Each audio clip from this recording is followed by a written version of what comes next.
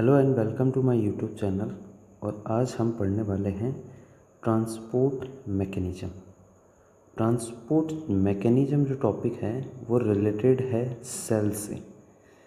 Cell की जो outer membrane होती है, लेयर होती है, जिसको अपन क्या बोलते हैं, सेल मेम्ब्रेन। इस सेल मेम्ब्रेन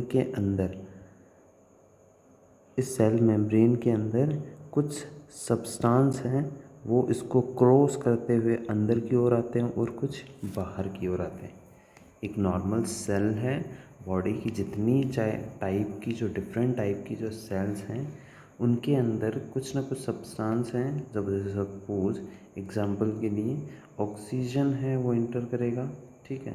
इसके अलावा ग्लूकोज है वो इंटर करेगा, अमीनो एसिड्स हैं वो इंटर करेंगे, हॉर्मोन्स हैं वो इंटर करते हैं। तो ये जितने भी मॉलिक्यूल्स हैं वो इंटर करते हैं और इसके रिस्पॉन्स में कुछ मॉलिक्यूल्स हैं वो एग्जिट आउट होते हैं।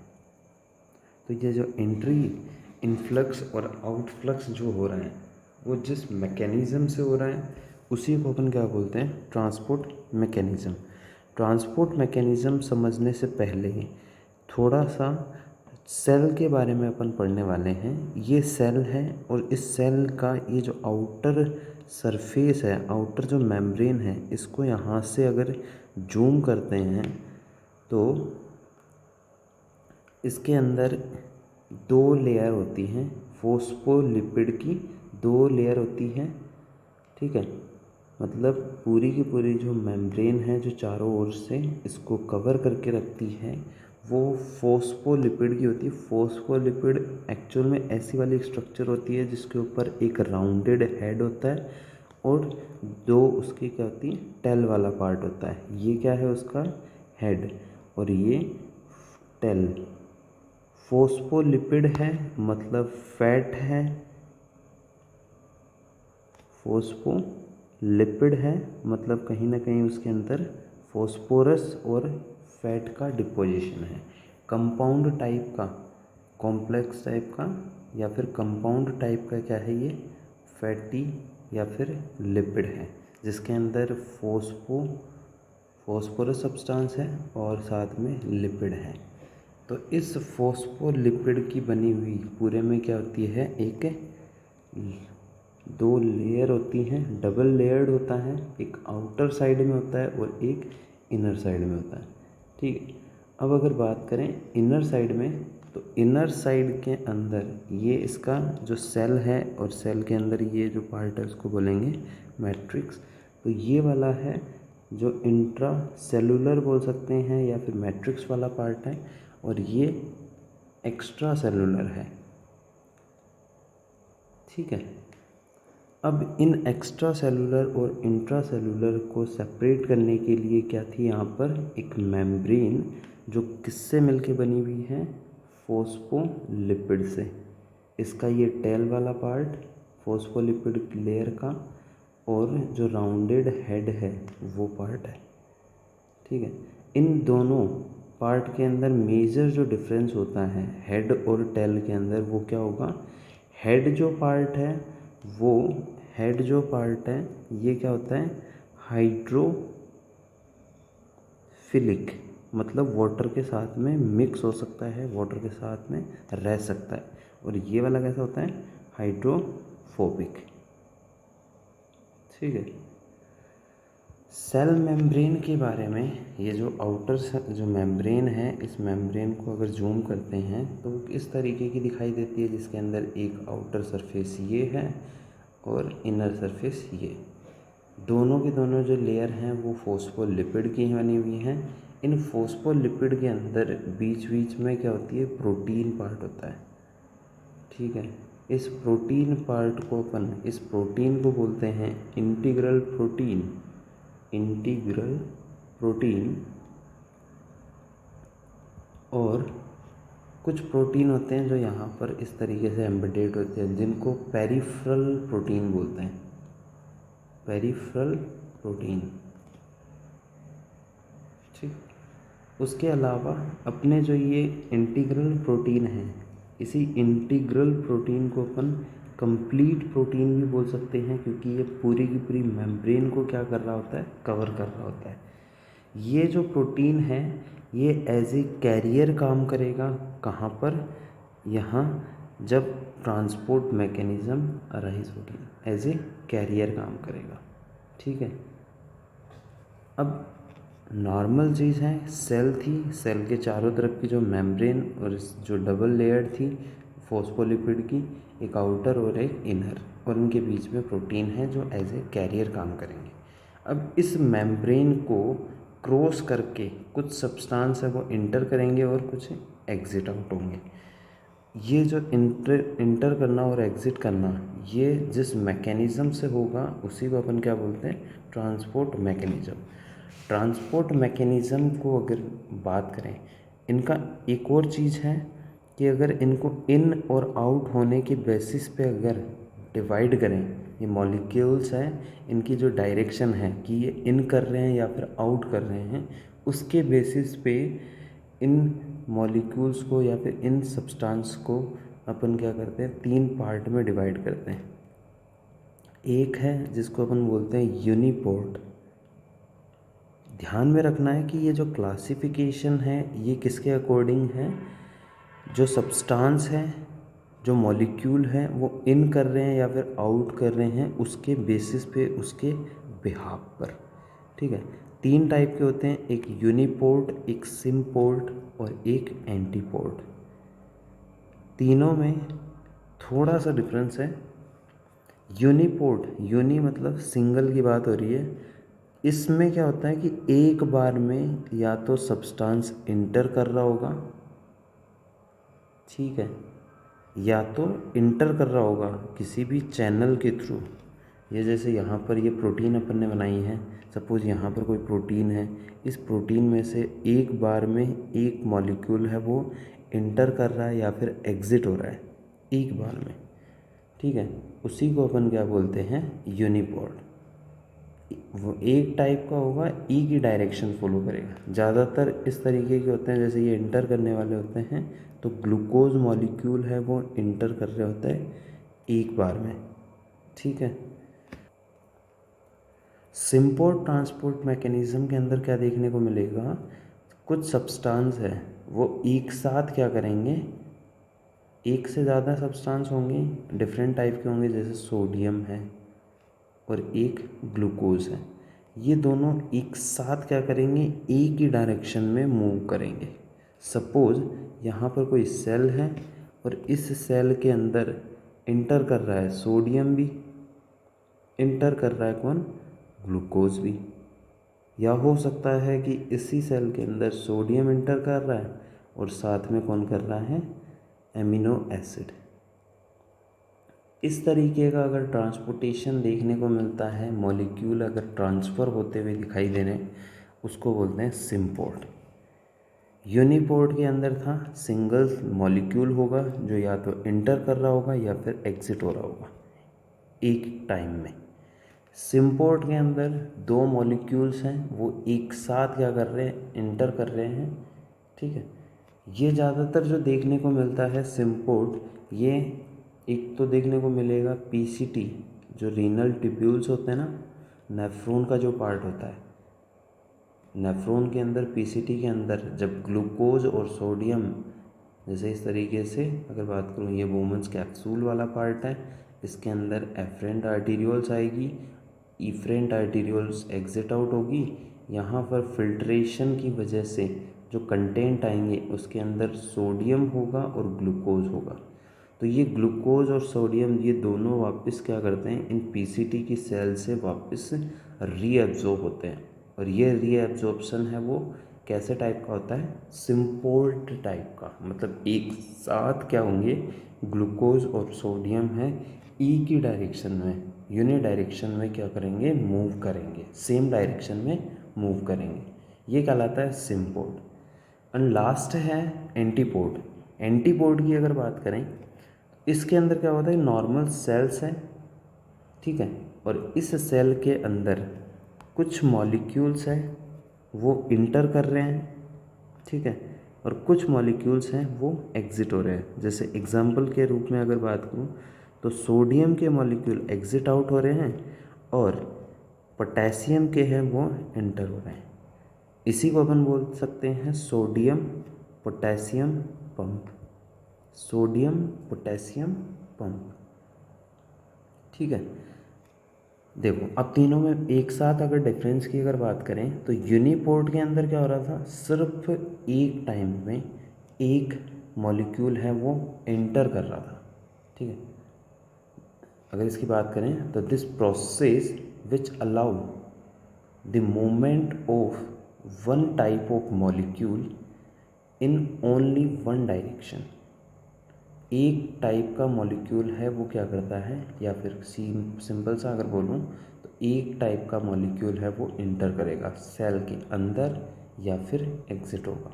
ठीक है, एक बार में एक ही मॉलिक्यूल जो ज़्यादातर देखने को मिलता है। एग्जाम्पल में अगर बात करूँ तो जो आरबीसी है, आरबीसी के अंदर जो ग्लूकोज इंटर करता है, ये किसका एग्जाम्पल है, यूनिपोर्ट का। यूटिलाइजेशन के लिए ग्लूकोज है वो इंटर करता है आरबीसी के अंदर, ये आरबीसी है।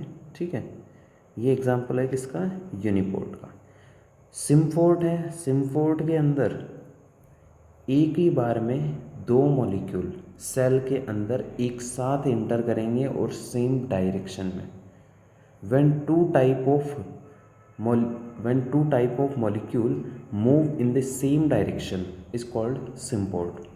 ठीक है, like sodium and glucose both are enter into this cell। अब इसके एग्जाम्पल क्या हैं, तो नॉर्मल पीसीटी है। इसके अलावा एक और बता देता हूँ कि नॉर्मल इंटेस्टाइन है, इंटेस्टाइन के अंदर ग्लूकोज भी आ रहा होता है। ठीक है, और साथ में सोडियम आ रहा है, मतलब अपन ने जो डाइट में लिया है वो। अब ये दोनों एक साथ एब्जॉर्ब होके कहाँ आएंगे, ये इंटरस्टिशियल, ये जो इसकी मेम्ब्रेन है इंटेस्टाइन की, इस मेम्ब्रेन से ये इंटर होके किस में आते, ब्लड के अंदर।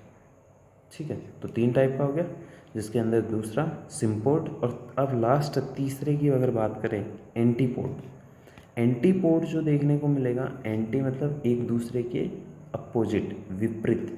When two type of molecule move in opposite direction, दो टाइप के मॉलिक्यूल हैं, जैसे एक सोडियम है और एक पोटेशियम है, ये दोनों क्या कर रहे हैं, मूव कर रहे हैं लेकिन अपोजिट। ये वाला क्या कहलाता है, एंटीपोर्ट। और ये एंटीपोर्ट टाइप का है, ये हर एक जगह पे देखने को मिलता है, मेजरली देखने को मिलता है जहाँ कहीं पे भी सोडियम का और पोटेशियम का एक्सचेंज हो रहा हो, जहाँ कहीं पे भी सोडियम और कैल्शियम का एक्सचेंज हो रहा हो, जहाँ कहीं पे क्लोराइड आयन और बाइकार्बोनेट का इंटर और एग्जिट हो रहा हो, ये सारे के सारे क्या कहलाते हैं, एंटीपोर्ट।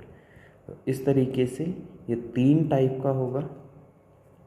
ठीक है, यूनिपोर्ट, सिम्पोर्ट और एंटीपोर्ट। यूनिपोर्ट के अंदर सिंगल साइड, सिम्पोर्ट के अंदर सिंगल साइड लेकिन डबल मॉलिक्यूल। ठीक है, सेम साइड में जाएंगे लेकिन दो मॉलिक्यूल जाएंगे, एक हो सकता है उसके अंदर ग्लूकोज, एक हो सकता है सोडियम। तीसरा है एंटीपोर्ट, और एंटीपोर्ट के अंदर क्या है कि एक मॉलिक्यूल एंटर करेगा और एक मॉलिक्यूल एग्जिट आउट होगा। ठीक है, इस तरीके से ये तीन टाइप के होते हैं। फिर नेक्स्ट बात करते हैं जो होंगे, क्लासिफिकेशन है according to energy utilization, according to energy consumption, energy consumption. अभी जो पहले वाला पढ़ा था ये डायरेक्शन के अकॉर्डिंग था कि जो मूवमेंट है वो किस के अकॉर्डिंग हो रहे हैं, किस तरफ से हो रहे हैं। ये है एनर्जी अगर कंज्यूम हो रही है या फिर नहीं हो रही। मेनली अगर एनर्जी के बेसिस पे अगर बात करें तो ये दो टाइप का होता है। कौन सा, जो ट्रांसपोर्ट मैकेनिज्म है वो दो टाइप का होता है, एक है एक्टिव और दूसरा है पैसिव। ठीक है, एक्टिव मतलब जिसके अंदर क्या हो, एनर्जी है, एटीपी है वो यूज़ हो रही हो, एटीपी यूज़ हो रही हो, मतलब ये सेल थी, सेल के अंदर अगर मॉलिक्यूल्स को इंटर करवाना है तो एटीपी का यूटिलाइजेशन होगा। ऐसा ही होगा कि अगर सेल से बाहर मॉलिक्यूल निकालने हैं तो आपको क्या करना होगा, एटीपी का यूटिलाइजेशन करवाना होगा या एटीपी यूज़ होगी। ठीक है, ऐसा टाइप का क्या कहलाता है, एक्टिव ट्रांसपोर्ट। और दूसरा है जिसको बोलते हैं पैसिव, इसी को क्या बोल सकते हैं, डिफ्यूज़न, पैसिव टाइप का डिफ्यूज़न। ठीक है, या फिर सिंपल डिफ्यूज़न बोल सकते हैं। ये जो पैसिव टाइप का होगा या फिर डिफ्यूज़न होगा, इसके अंदर एटीपी की रिक्वायरमेंट आपको नहीं होगी। सिंपली सेल के अंदर मॉलिक्यूल्स हैं वो एंटर और एग्जिट हो जाएंगे without utilization of any energy और एटीपी, मतलब कोई भी एनर्जी की रिक्वायरमेंट इसके अंदर नहीं होगी। कुछ बुक्स में इन्हीं को क्लासिफाई कर रखा है 3 टाइप में। फर्स्ट है डिफ्यूजन, सेकंड है फैसिलिटेटेड डिफ्यूजन, जो इसी का टाइप है, मान सकते हैं, और थर्ड है एक्टिव ट्रांसपोर्ट, ये दूसरा है। अब तीनों में एनर्जी वाइज अगर डिफरेंस देखें कि एटीपी का यूज़ हो रहा है कि नहीं हो रहा, तो इसमें यूटिलाइजेशन नहीं हो रहा, माइनस में मार्क कर रहा हूँ। ठीक है, फैसिलिटेट में इसमें भी नहीं हो रही है, एनर्जी है, एटीपी है, वो यूज़ नहीं हो रही है। तीसरा है एक्टिव ट्रांसपोर्ट, इसके अंदर यूज़ हो रही है। दूसरा कंसंट्रेशन जो ग्रेडियंट है, मतलब हाई कंसंट्रेशन से लो कंसंट्रेशन की ओर मूव कर रहा है या फिर लो से हाई की ओर मूव कर रहा है, तो diffusion always move from high concentration to low concentration. Same as कहाँ होगा, ये भी हाई टू लो होगा, हाई टू लो होगा, बट यहाँ पर लो टू हाई देखने को मिलेगा एक्टिव के अंदर। ठीक है, एक्टिव के अंदर हाई देखने को मिलेगा। डिफ्यूजन देखो फिर बता देता हूँ, अगर एनर्जी के बेसिस पे अगर बात करें तो 2 टाइप का होता है, एक एक्टिव, ठीक, एक एक्टिव, दूसरा पैसिव। एक्टिव के अंदर एनर्जी यूज होगी और पैसिव के अंदर एनर्जी यूज नहीं होगी। लेकिन बुक्स के अकॉर्डिंग अगर पढ़ें तो सिंपल डिफ्यूजन होता है, डिफ्यूजन के बाद में फैसिलिटेटेड होता है, उसके अलावा तीसरा होता है एक्टिव ट्रांसपोर्ट। सिंपल डिफ्यूजन की बात करते हैं। सिंपल डिफ्यूजन के अंदर क्या होगा, नॉर्मल एक कोई भी सेल है, उस सेल के अंदर मॉलिक्यूल्स हैं वो एंटर करेंगे, मॉलिक्यूल्स है वो एंटर करेंगे और एग्ज़िट आउट होंगे, लेकिन कंसंट्रेशन के बेसिस पे, कि यहाँ पर सपोज़ उस मॉलिक्यूल की कंसंट्रेशन ज़्यादा है और यहाँ पे कम है, तो मूव करके अंदर आ जाएगा। डिफ्यूजन के अंदर वो सॉल्यूट मूव करते हैं जो क्या हो, लिपिड सॉल्युबल हो, जो क्या हो, लिपिड सॉल्युबल हो। क्योंकि मैंने स्टार्टिंग में बताया था कि सेल मेम्ब्रेन है वो फॉस्फोलिपिड की एक लेयर है, बाई लेयर है। अब लिपिड की लेयर है मतलब बाहर लिपिड होगा और अंदर भी लिपिड होगा, तो ऐसे वाले मॉलिक्यूल जो लिपिड सॉल्युबल हो, जो लिपिड सॉल्युबल हो, वो क्या करते हैं, इसमें ईजीली मूव करके और सेल के अंदर आ जाते हैं।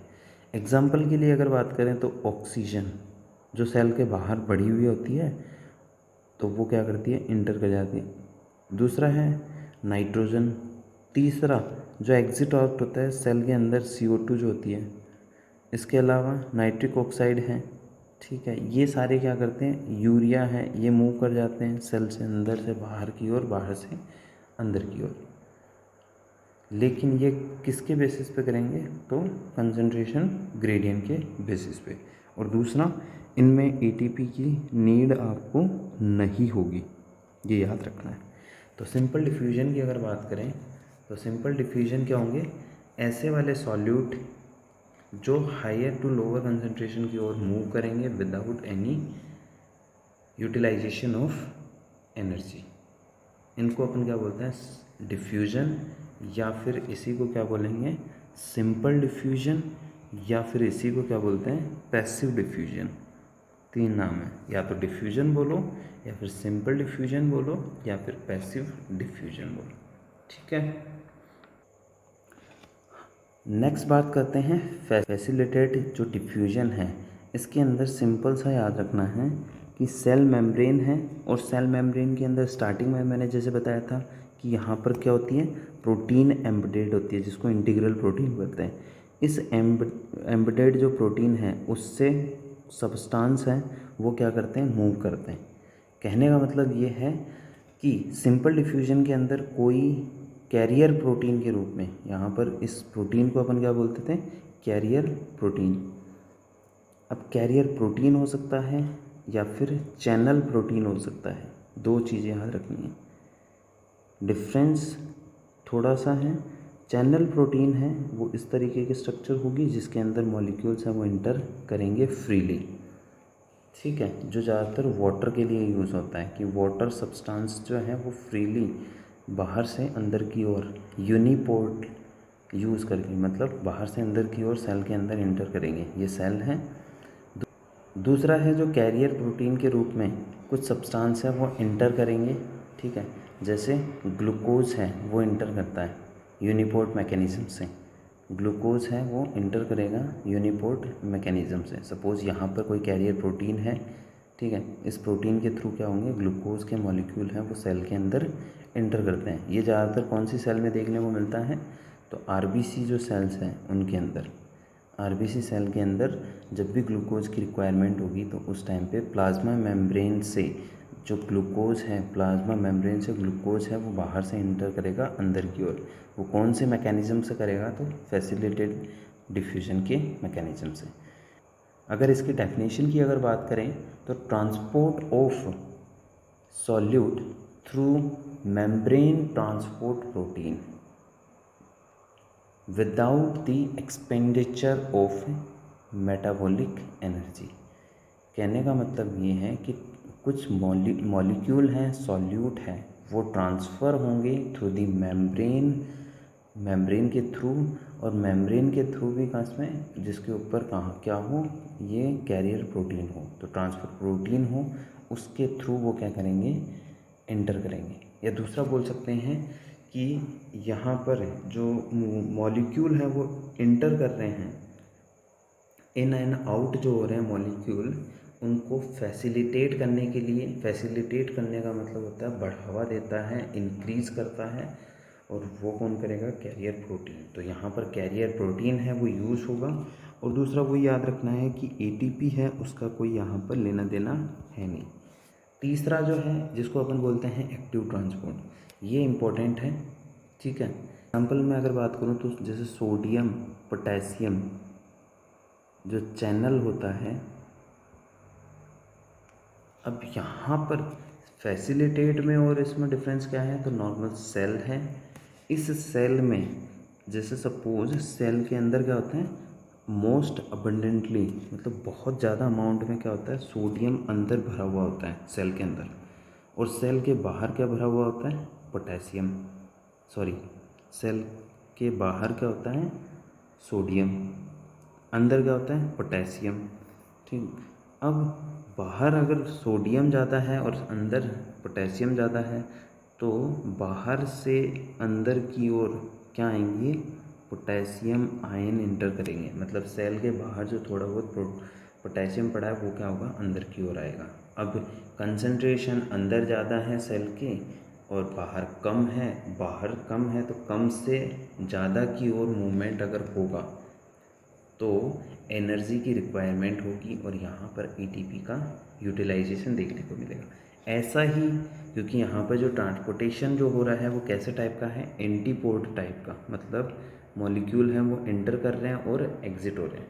तो मॉलिक्यूल कौन से एग्ज़िट होंगे, सोडियम है वो सेल के अंदर से बाहर की ओर मूव करेगा, ठीक है। ऐसा वाला जो ट्रांसपोर्टेशन है, जो एक्टिव ट्रांसपोर्टेशन जो है, जिसके अंदर क्या होगा, एटीपी का यूटिलाइजेशन होगा, उसको अपन क्या बोलते हैं, एक्टिव ट्रांसपोर्ट मैकेनिज्म, ठीक है। तो इस तरीके से तीन टाइप के हैं, एक सिंपल डिफ्यूजन के अंदर आपको याद रखना है कि मॉलिक्यूल्स जो ऑक्सीजन है, नाइट्रोजन है, नाइट्रिक ऑक्साइड है, CO2, ये यूनिपोर्ट मैकेनिज्म को फॉलो करते हुए सेल के अंदर इंटर करते हैं या फिर अंदर से बाहर की ओर एग्जिट होते हैं, लेकिन एक टाइम में एक मॉलिक्यूल, ठीक है, उसको अपन क्या बोलते हैं, यूनिपोर्ट मैकेनिज्म। और चूँकि इसमें एटीपी यूज़ हो नहीं रहा, इसलिए अपन उसको क्या बोलते हैं, डिफ्यूज़न, या फिर सिंपल डिफ्यूज़न, या फिर पैसिव डिफ्यूज़न। ठीक है, एग्जाम्पल की अगर बात करें तो नॉर्मल जो एग्जाम्पल है इसके अंदर, तो जितनी सारी सेल्स हैं जिनको क्या करना हो, यूटिलाइजेशन करना हो ऑक्सीजन का, तो ऑक्सीजन है वो एंटर करेंगी through this mechanism, simple diffusion. ठीक है, इसके अलावा फैसिलिटेटेड जो है, जिसके अंदर क्या देखने को मिलेगा, एक कैरियर प्रोटीन होगी, एक कैरियर प्रोटीन होगी ये वाली, और ये प्रोटीन क्या करती है, हेल्प करती है उन मॉलिक्यूल्स को इन करने के लिए और आउट करने के लिए। यहाँ पर भी यूनिपोर्ट टाइप का या फिर एंटीपोर्ट टाइप का ट्रांसपोर्ट मैकेनिज्म है वो देखने को मिल सकता है। और इसको अपन, इसमें भी यूटिलाइजेशन नहीं होता एटीपी का, इसलिए इसको क्या बोलते हैं, फैसिलिटेटेड डिफ्यूजन। ठीक है, ये देखने को मिलेगा नॉर्मली कहाँ पर, आरबीसी सेल के अंदर, कि आरबीसी की सेल के अंदर जो मेम्ब्रेन है उससे क्रॉस होके ग्लूकोज मॉलिक्यूल हैं वो कहाँ एंटर होते हैं, आरबीसी के अंदर। तीसरा जो टाइप है एक्टिव ट्रांसपोर्ट। एक्टिव ट्रांसपोर्ट के अंदर याद रखना है कि एटीपी का यूटिलाइजेशन होगा। दूसरा, जो सॉल्यूट है वो मूवमेंट करेंगे तो लो कंसंट्रेशन से हाई कंसंट्रेशन की ओर मूवमेंट करेंगे। तीसरा जो है एक्टिव ट्रांसपोर्ट, और एक्टिव ट्रांसपोर्ट के अंदर लो कंसंट्रेशन से, मतलब कम कंसंट्रेशन से ज़्यादा कंसंट्रेशन की ओर अगर मॉलिक्यूल को मूव करवाना होगा तो एनर्जी की रिक्वायरमेंट होगी।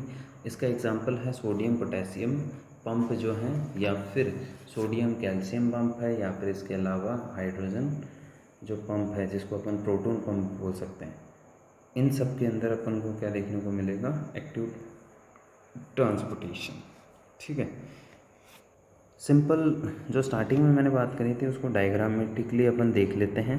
कुछ चीज़ें हैं, जैसे ये है, ये दो लाइनें आपको दिखाई दे रही हैं, ये दोनों लाइनें क्या हैं, सेल मेम्ब्रेन की हैं। डबल लेयर्ड जो स्ट्रक्चर बताई थी वो, ये सेल के अंदर का एनवायरनमेंट है, इनसाइड है ये एक्सटर्नल। ठीक है, यहाँ पर ये जो दिख रहा है येलो कलर में, ये क्या है, उसका कैरियर प्रोटीन है, और ये वाले भी कैरियर प्रोटीन है, ये भी कैरियर प्रोटीन है। ठीक, अब अगर मॉलिक्यूल ये बाहर जो था, ये मॉलिक्यूल अगर बाहर से अंदर की ओर अगर मूव करता है, सिंगल मॉलिक्यूल अगर मूव कर रहा है तो क्या कहलाएगा, यूनिपोर्ट। सिंपल सा ये याद रखना है। दूसरा, अगर बात करें को ट्रांसपोर्ट, या फिर इसी को क्या बोलते हैं, सिम्पोर्ट। सिम्पोर्ट के अंदर क्या होगा, बाहर से दो मॉलिक्यूल आ रहे हैं अंदर की ओर, एक ये मॉलिक्यूल है और एक ये, दोनों मॉलिक्यूल अलग होंगे और ये दोनों मॉलिक्यूल सेम डायरेक्शन में मूव कर रहे हैं, इसको क्या बोलते हैं, सिम्पोर्ट। थर्ड है काउंटर ट्रांसपोर्ट, या फिर इसी को बोल सकते हैं एंटीपोर्ट। एंटीपोर्ट के अंदर क्या होगा, एक मॉलिक्यूल है वो अंदर से बाहर आएगा और एक बाहर से अंदर आएगा। ठीक है, इस तरीके का जो मूवमेंट होता है, इस तरह के तरीके का जो ट्रांसपोर्टेशन होता है उसको अपन क्या बोलते हैं, एंटीपोर्ट। ठीक है, इसके बाद दूसरा एक और डायग्राम है ट्रांसपोर्ट मैकेनिज्म का, जिसको आपको, ये सेल मेम्ब्रेन है जिसके अंदर ये जो रेड कलर में जो दिख रहे हैं, ये वाला पोर्शन क्या है, हेड वाला पोर्शन है, फोस्फोलिपिड का हेड पोर्शन है, और ये इधर नीचे की साइड ये भी हेड है, और ये ग्रीन साइड में दिख रहा है ये क्या है, उसका टेल पार्ट है। यहाँ पर ये क्या है, प्रोटीन है। ठीक है, जिसको अपन मेम्ब्रेन प्रोटीन बोल सकते हैं या फिर कैरियर प्रोटीन बोल सकते हैं। अब देखो, नॉर्मल ये जो हेड हैं जिनको अपन हाइड्रोफिलिक या फिर पोलर हेड बोलेंगे ऑफ फोस्फोलिपिड, हाइड्रोफोबिक, बाकी ठीक है, phobic, non polar fatty tail of phospholipid. Simple diffusion में क्या होता है, सिंपल डिफ्यूजन में इस तरीके से मॉलिक्यूल होते हैं, ये मॉलिक्यूल हैं इन मेम्ब्रेन से डिफ्यूज़ होके और कहाँ जाते हैं, सेल के अंदर। दूसरा है फैसिलिटेटेड डिफ्यूजन। फैसिलिटेटेड जो डिफ्यूजन है उसके अंदर एक मेम्ब्रेन प्रोटीन काम करेगी, ये इसको इस डिफ्यूजन की प्रोसेस को क्या करती है, इंक्रीज़ करती है, बढ़ाती है, without any utilization of energy. ठीक है, नेक्स्ट है जिसको अपन बोलेंगे एक्टिव डिफ्यूजन, जिसके अंदर बाहर से क्या होते हैं, मॉलिक्यूल हैं वो अंदर की ओर आते हैं, लेकिन एनर्जी है वो यूटिलाइज होगी, इस तरीके से ये तीन टाइप के होते हैं। और लास्ट में एक डायग्राम और है जिसको अपन समझ सकते हैं फैसिलिटेटेड डिफ्यूजन, जिसको अपन पिंग पोंग मैकेनिज्म भी बोलते हैं। इसमें क्या होता है कि ये मॉलिक्यूल जो हैं जो आउटर साइड में होंगे, ये कैरियर प्रोटीन है, ये कैरियर प्रोटीन है। 4 तरीके की मैकेनिज्म दे रखी है, एक के बाद एक प्रोसेस दे रखी है, स्टेप में दे रखा है। मॉलिक्यूल हैं जो आउटर साइड में होंगे, ये आके पहले इसमें एम्बेडेड होंगे और उसके बाद में ये क्लोज होगा। क्लोज होने के बाद में दूसरी साइड से ओपन होने के बाद जो मॉलिक्यूल है वो अंदर की साइड आ जाएंगे। ठीक है, सेल मेम्ब्रेन को क्रॉस करके ये कहाँ आ गए, एंट्री अंदर आ गए। ठीक है, इसको फैसिलिटेट करने के लिए यहाँ पर ये क्या है, कैरियर प्रोटीन है। अब इसमें कोई एनर्जी यूज़ नहीं हो रही है, इसलिए इसको अपन क्या बोलते हैं, फैसिलिटेटेड डिफ्यूजन सिंपली। ठीक है, इसके बारे में अभी के लिए इतना ही है। इसके बारे में जो जितने सारे नोट्स हैं वो मैं आपको PDF फॉर्म में अवेलेबल करवा दूँगा और इसी को डिटेल में पढ़ेंगे बाद में। अभी के लिए इतना ही। Thank you.